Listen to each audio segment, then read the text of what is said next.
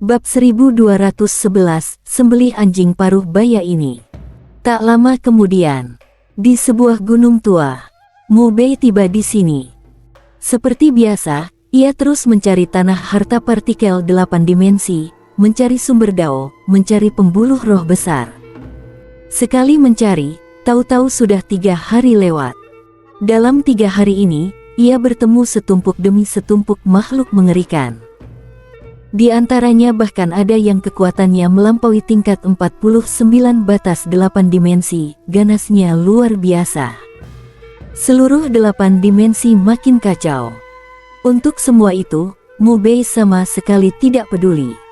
Keadaan 8 dimensi sekarang, baginya tidak penting. Ia benar-benar masa bodoh, tidak ada pengaruh apapun padanya. Saat ini, yang ia pedulikan hanya satu hal, sumber daya. Sumber daya partikel 8 dimensi.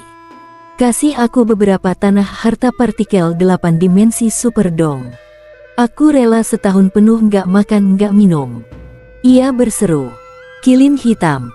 Tepat saat itu, sebuah suara yang mengandung sedikit kegembiraan tiba-tiba terdengar, ketemu. Di sana, tak jauh dari situ, seorang pria paruh baya berjas mewah bersama 3 pemuda laki-laki dan perempuan menerjang ke arah sini. Tak lama kemudian keempatnya sudah sampai di depan Mu Bei. Mu Bei menatap keempat orang itu. Mereka berempat bukan dari klan neraka. Aura mereka jelas berbeda dengan klan neraka. Namun, aura mereka sangat kuat. Sangat kuat. Berikutnya, ia pun menebak. 4 orang ini seharusnya adalah para kultivator 9 dimensi yang pernah disebut Qiao Yu. Orang-orang yang datang dari 9 dimensi. Dan mereka datang mencarinya. Tanpa perlu pikir panjang pun sudah jelas, pasti demi segel 4 simbol. Saat ini, pria paruh baya berjas mewah itu maju selangkah. Menatap Mu Bei, ia berkata, "Anak muda, ku dengar kau menguasai segel 4 simbol." Mu Bei menggeleng, "Tidak." Pria paruh baya berjas mewah itu mengerutkan kening. "Tidak." Ia menoleh ke arah seorang pria berbaju biru di belakangnya. Orang inilah yang sebelumnya mengatakan padanya bahwa Mu Bei memiliki segel 4 simbol. Pria berbaju biru itu berkata, "Menurut kesaksian langsung beberapa orang 8 dimensi, dia memang benar-benar menguasai segel 4 simbol. Tidak mungkin salah." Sambil bicara, ia menatap Mu Bei dengan dingin, "Kami datang dari 9 dimensi. 9 dimensi adalah alam dan peradaban yang jauh lebih tinggi daripada 8 dimensi kalian. Sebaiknya kau bersikap manis, jangan sok pura-pura bego." Sepasang pemuda-pemudi lainnya juga buka suara. Wajah mereka sombong dan dingin memaksa Mu Bei menjawab dengan jujur. Pria paruh baya berjas mewah itu kembali menatap Mu Bei, "Sekteku meminta segel 4 simbol darimu bukan untuk kami sendiri, melainkan untuk menghadapi klan neraka. Itu demi tak terhitung makhluk hidup di 8 dimensi kalian. Teknik pusaka itu di tanganmu tidak bisa benar-benar menunjukkan daya penuhnya." Di dalam hati, Mu Bei mencibir. Jelas-jelas mereka sendiri yang ngiler ingin segel 4 simbol, masih juga bungkus dengan alasan muluk-muluk begini. Ia langsung berbalik dan pergi. Jangankan mereka cuma cari-cari alasan. Anggap saja mereka benar-benar ingin menyelamatkan makhluk hidup 8 dimensi sekalipun, ia tetap tidak akan memberikannya. Segel 4 simbol, teknik pusaka seperti itu apa bisa asal kasih? Konyol. Lebih terang-terangan lagi, semua orang 8 dimensi itu sama sekali tidak ada hubungannya dengan dia. Hidup mati mereka, apa urusannya? Lebih kejam sedikit, mereka memang pantas. Dulu, ia memakai segel 4 simbol memperkuat diagram cahaya, mengunci rapat lorong ruang waktu klan neraka itu. Tapi segerombolan bodoh itu malah ribut sendiri, menuduh dia punya maksud tersembunyi dan memaksanya membuka kembali. Benar-benar murni cari mati sendiri. Pantas. Melihat sikap Mu Bei seperti ini, wajah pria paruh baya berjas mewah itu perlahan mendingin. Tubuhnya berkelebat, menghadang Mu Bei. Ia membentak, masalah ini menyangkut nyawa tak terhitung makhluk 8 dimensi kalian. Sikap apa itu? Cepat serahkan segel 4 simbol pada kami. Teknik pusaka seperti itu di tanganmu sia-sia. Tapi bila berada di tangan sekte Qingdaoku, pasti bisa menyegel klan neraka. Mu Bei tidak menjawab. Ia langsung mundur, mengerahkan langkah samsara untuk menjauh. Gerakannya ini membuat wajah pria paruh-baya itu seketika menjadi sedingin es. Sebuah gelombang daya ilahi kuat meledak, langsung menyelimuti dan memblokir ruang di sekeliling, membuat Mu Bei tak bisa kabur. Pria berbaju biru itu menatap Mu Bei dengan seringai kejam. Guru, tak perlu buang-buang waktu bicara dengannya. Langsung saja ditekan, siksa sampai buka mulut. Setelah kita dapat segel 4 simbol, baru bunuh dia. Sepasang pemuda-pemudi itu setuju, benar. Berunding dengannya cuma buang-buang napas. Pria paruh-baya berjas mewah itu mengangguk. Detik berikutnya ia langsung bergerak. Tubuhnya muncul di depan Mu Bei, satu tangan terulur hendak meraih tenggorokannya. Mu Bei menyambut dengan satu pukulan lurus. Tinju dan cakar bertabrakan. Boom! Suara teredam terdengar. Keduanya sama-sama terpental mundur. Sekali mundur, masing-masing melayang hingga 7 zang jauhnya. Pupil pria paruh-baya berjas mewah itu menyempit. Di wajahnya muncul ekspresi tak percaya. Seorang kultivator kecil dari 8 dimensi saja, ternyata sanggup menahan cakarannya. Malah satu pukulan Mu Bei berhasil mengguncangnya mundur.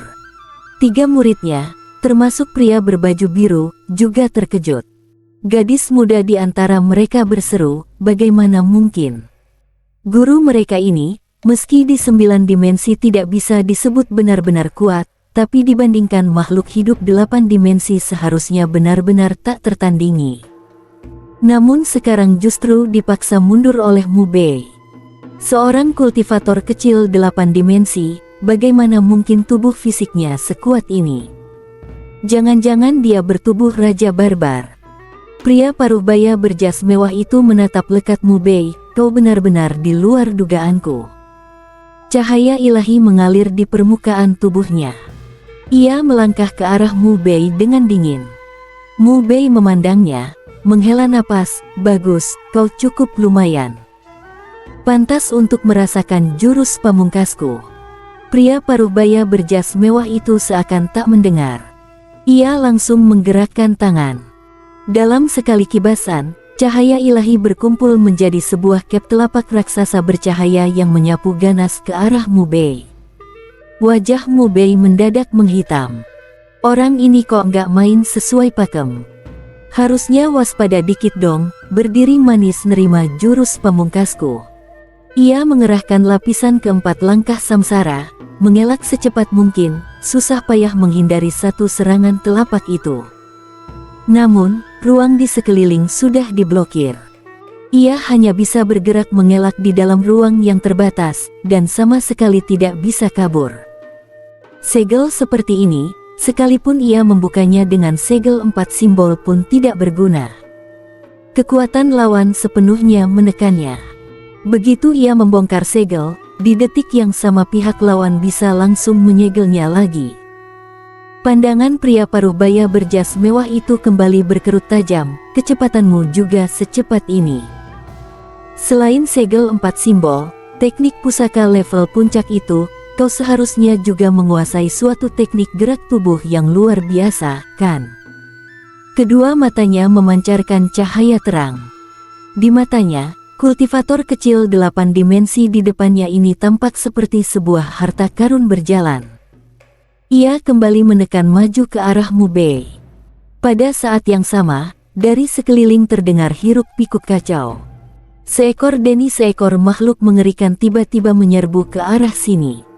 Di belakang kawanan makhluk mengerikan itu, pria paruh-baya berjubah merah sebelumnya muncul lagi. Dari kejauhan ia menatap Mu Bei, wajahnya bengis, keparat. Ketemu juga kau. Ia mengumpulkan kep telapak cahaya, mengulurkan tangan menembus udara untuk meraih Mu Bei. Pria paruh baya berjas mewah itu menatap pria berjubah merah itu, klan neraka. Detik berikutnya ia melepaskan sebuah pukulan ke arah pria berjubah merah itu. Begitu tinjunya dilepaskan, ruang di sekeliling langsung runtuh. Daya pukulan yang dahsyat menggulung bagaikan badai menuju pria paruh baya klan neraka berjubah merah itu. Mu Bei adalah miliknya. Bagaimana mungkin ia biarkan orang lain meraih Mu Bei? Pria klan neraka berjubah merah itu tak punya pilihan selain menarik kembali serangan, lalu menamparkan satu telapak untuk menyambut kekuatan tinju pria paruh baya berjas mewah itu. Keduanya bertubrukan. Boom! Dentuman menggelegar, mengguncang telinga. Pria klan neraka berjubah merah itu menatap pria berjas mewah itu dari 9 dimensi. Pria paruh baya berjas mewah itu mendengus dingin, minggat kembali ke alam neraka kalian. Keduanya saling menatap. Sorot mata mereka tajam bagaikan pisau. Detik berikutnya, pria paruh baya berjas mewah itu berteriak pada Mu Bei, lihat semua makhluk mengerikan yang mengikutinya itu. Kebanyakan adalah makhluk tak bersalah 8 dimensi kalian yang tercelakakan dan berubah jadi seperti itu. Kalau kau masih mau disebut manusia, masih punya sedikit rasa kemanusiaan, serahkan segel 4 simbol padaku. Kami akan menggunakannya untuk menyegel klan neraka. Ini demi menyelamatkan 8 dimensi. Ini adalah tanggung jawabmu. Mu Bei berpikir sejenak. Lalu ia menunjuk pria paruh baya berjas mewah itu dan berkata pada pria klan neraka berjubah merah, "Senior, kalau kau mau membantuku membunuh anjing paruh baya ini, akan kuserahkan segel 4 simbol padamu tanpa banyak cakap." Bab 1212, aku tidak tertarik pada pria. Semua orang sontak berubah wajah. Pria paruh baya berjubah mewah menatap tajam ke arah Mu Bei dan membentak marah, keparat. Kamu tahu tidak apa yang baru saja kamu katakan? Kamu adalah manusia 8 dimensi. Bagaimana berani punya niat menyerahkan segel 4 simbol pada ras neraka? Kamu mau membelot dari ras sendiri. Pria paruh baya dari ras neraka itu juga menatap Mu Bei tanpa berkedip. Kamu mau main trik apa lagi? Kira aku masih akan percaya padamu? Barusan saja dia tertipu oleh apa yang disebut jurus besar Mu Bei. Sekarang Mu Bei mengucapkan kata-kata seperti ini. Dia benar-benar sulit mempercayai Mu Bei lagi. Sekali digigit ular, 10 tahun takut tali. Mu Bei berkata, "Senior tenang saja. Kali ini aku serius. Anjing paruh baya ini terlalu menyebalkan. Aku bisa sumpah kutuk demi kata-kataku." Sambil bicara, ia mengangkat 3 jarinya ke langit, lalu dengan hikmat bersumpah, "Aku, Mu Bei, bersumpah pada langit. Jika senior ras neraka mau membantuku membunuh anjing paruh baya berjubah mewah di depan ini, aku pasti akan menyerahkan segel 4 simbol dengan kedua tangan. Jika aku melanggar, biar tribulasi langit menimpa kepalaku, petir hukuman turun dari langit." Pria paruh baya dari ras neraka itu seketika tertegun. Sumpah tribulasi langit. Mu Bei sungguh berani mengucapkan sumpah tribulasi langit yang paling kejam. Bisa. Kali ini pasti bukan bohong. Benar-benar tidak mungkin bohong. Dia tertawa terbahak, menatap pria berjubah mewah itu sambil berkata, "Kita sama-sama manusia. Tapi dia sampai rela seperti ini hanya demi membunuhmu. Bisa kebayang seberapa rendah dan menyebalkannya kamu." Wajah pria berjubah mewah itu menggelap, dia menatap Mu Bei dengan ganas. Begitu ia hendak membuka mulut ke arah Mu Bei sudah mendahului, tidak terima. Telan sendiri. Wajah pria berjubah mewah itu seketika hijau kebiruan, semakin bengis. Pria paruh baya ras neraka itu tertawa, lalu melirik Mu Bei, "Anak kecil, aku sampai agak suka padamu." Mu Bei berkata, "Senior, aku tidak tertarik pada pria. Lebih baik kita urus dulu urusan utama. Bunuh dulu anjing paruh baya itu." Pria paruh baya ras neraka itu menatap ganas ke arah pria berjubah mewah, tertawa dingin, lalu langsung menerjang. Sebuah tombak darah muncul di tangannya. Ia melompat tinggi, lalu menusuk pria berjubah mewah itu dengan kecepatan kilat. Sekali tusuk itu, ruang di sekeliling langsung ditembus. Di hadapan kuat tingkat ini, kekokohan ruang 8 dimensi sama sekali tidak ada artinya. Tak ada bedanya dengan kertas tipis. Wajah pria berjubah mewah itu menyeringai ganas. Ia dengan cepat memanggil keluar sebuah halberd perang, lalu menebas ke bawah. Halberd dan tombak saling beradu. Dang! Suara logam beradu memekakkan telinga. Ruang di sekitar mereka hancur berkeping-keping. Badai mengamuk menyapu ke segala arah. Kekuatan seimbang. Detik berikutnya, pria paruh baya ras neraka itu menghilang. Lalu, tiba-tiba saja di arena muncul cahaya tombak yang rapat-rapat. Cahaya tombak itu seperti hujan yang menggulung menuju pria berjubah mewah. Pria berjubah mewah itu menyapu halberdnya secara horizontal. Gelombang halberd menderu keluar dengan dirinya sebagai pusat, menyapu dan menghancurkan semua cahaya tombak. Pada saat itu, pria paruh baya ras neraka muncul di belakangnya. Sebuah tusukan tajam langsung mengarah ke kepala pria berjubah mewah. Namun pria berjubah mewah itu sudah bersiap. Halberd di tangannya langsung menusuk ke belakang, bentrok dengan tombak darah. Detik berikutnya, keduanya menghilang bersamaan. Lalu, cing cing cing. Suara benturan logam terdengar tanpa henti. Keduanya bergerak cepat, tubuh mereka berulang kali saling beradu. Tak ada yang benar-benar unggul.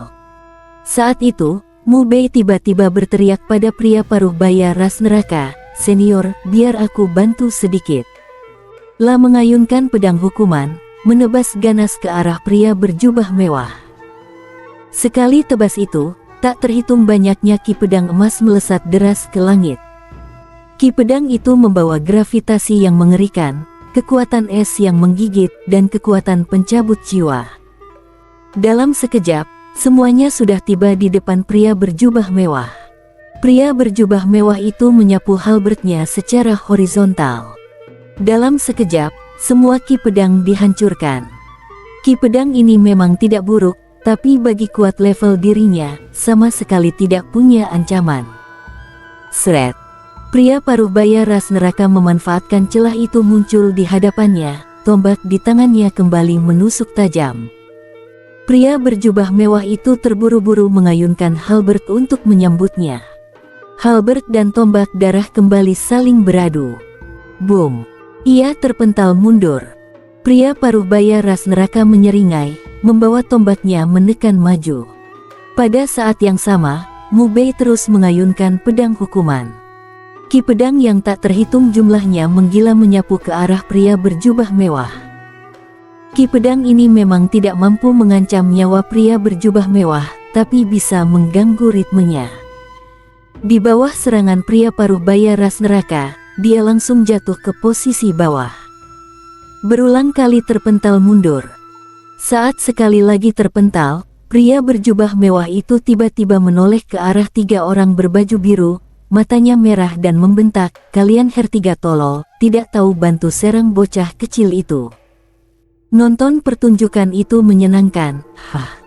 Ia sedang bertarung mati-matian dengan pria paruh baya ras neraka. Mu Bei terus menyerangnya, membantu pria paruh baya ras neraka menekannya. Tapi 3 murid tololnya itu dari awal sampai akhir cuma diam menonton, tak satu pun berniat turun tangan. Di dunia ini bagaimana bisa ada orang sebodoh itu?